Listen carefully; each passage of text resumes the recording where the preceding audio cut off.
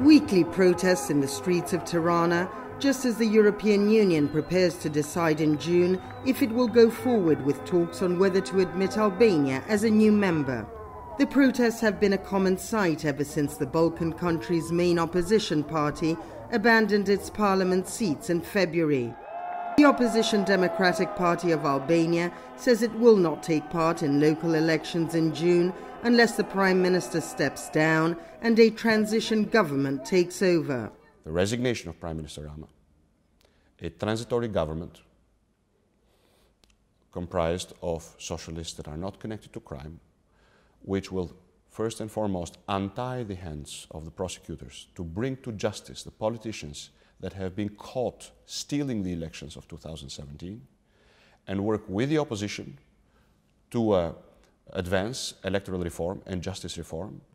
Prime Minister Edi Rama says his government has made much progress on justice reform, crime, corruption and drug trafficking. He says it's the opposition's decision whether to take part in the June polls. We live in a free country.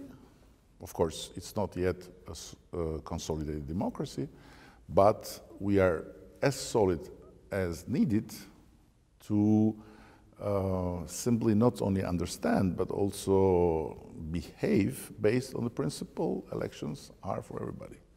Meanwhile, there is concern the escalating political turmoil will hurt Albania's efforts to enter the EU. EU Commission spokeswoman Maja Koci-Jancic told VOA that despite current political tensions, Albania has achieved tangible results across the board.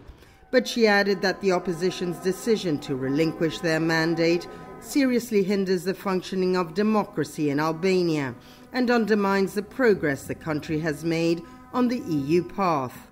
With less than 3 months to local elections, the participation of the Democratic Party, the main opposition, remains unclear, and people in the streets are asking themselves just how legitimate these polls will be.